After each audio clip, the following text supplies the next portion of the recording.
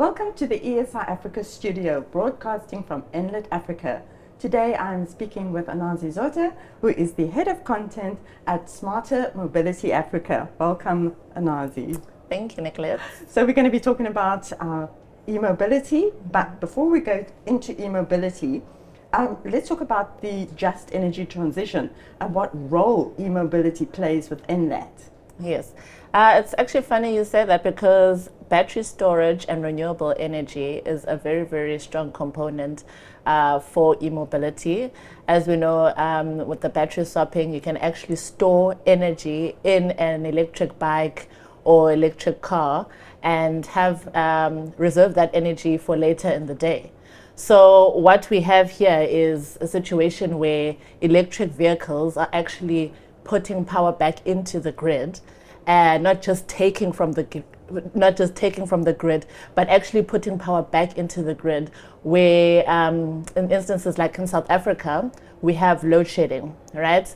So when there's a peak demand and there's strain on the power station, that's where you can actually plug in your electric vehicle and it can actually power up the grid. Also, to incentivize electric vehicles, we need to make sure that there's a higher adoption rate. If we don't adopt electric vehicles, they'll stay at that price point, and that price point is very, very high. We need to get it to at least less than 500K purchase price. And I think that's actually going to come through fleets.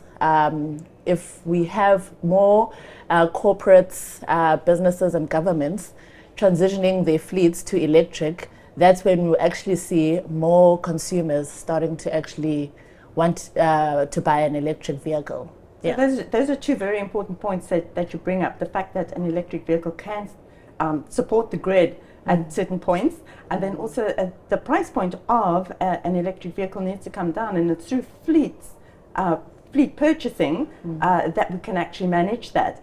So what are the trends that you have seen in other African countries outside of South Africa where e-mobility is trending? Yeah. Very obvious one for me is Kenya. Kenya and Rwanda. East Africa actually is just doing wonders when it comes to the adoption rates. Kenya alone actually has 5% of their newly registered vehicles actually being transitioning to electric vehicles. So they have about 1,305 vehicles. Every time they register new vehicles, they have 1,305 vehicles that actually become electric. And that's like large-scale adoption, and it's very quick, and their policies and their regulation allows it. Obviously, less congestion in the air, so there's an environmental benefit to it as well.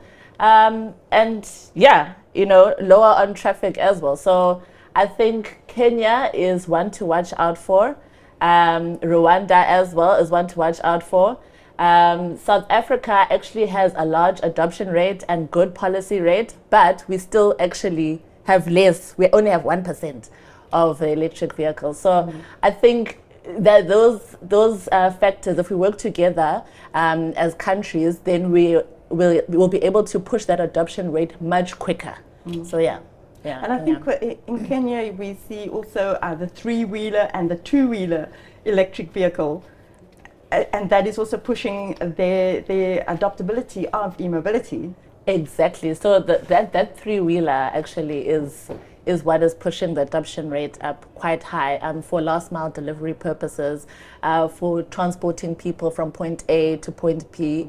So for example, someone will take the bus, but then the bus won't actually drop them at the door, and there might be a mama there carrying their groceries and the kid on the back.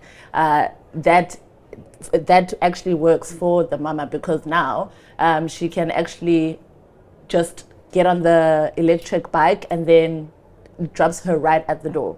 Yeah. So fantastic. Yeah. So Anazi, you as the head of content of Smarter Mobility Africa, you have a theme for your event each year. What can we look forward to for this year's edition? Yeah. Well, firstly, we have a new venue. We're going to be at the Gallagher Convention Center this year in Midrand. taking place from the 3rd to the 4th of October.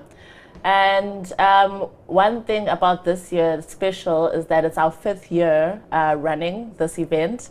It gives us an opportunity to look back since 2019, what have we done, and to also look forward, where are we going from here? Our theme this year is Realizing Vision 2030. And that's a very also important date for OEMs. So your OEMs are your manufacturers when it comes to original equipment. And a lot of sustainable development goals as well are around that area. So we want to make sure that people are reflecting and they're also looking forward.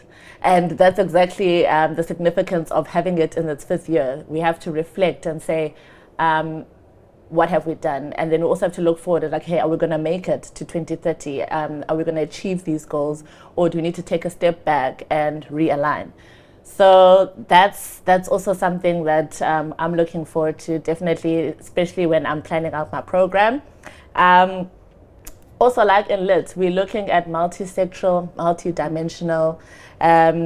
It's important to work together to make sure that the end user, our national economy, and the world in general is a better place, not just for environmental benefits, but for actually socio-economic benefits. And people need energy. And alongside energy, people need to get to work. People need to have access to opportunities. So I think energy and mobility hand in hand will definitely grow our economy and grow society and give us better opportunities in the long run. Yeah. So the event is taking place again in October and at the Gallagher Estate. Yeah, the Gallagher Convention Center. Yeah. Yeah. Yeah. Perfect. We will see you there. Yes, thank you. Thank you so much, Anazi. And to our viewers, thank you for watching. Stay tuned for the next video.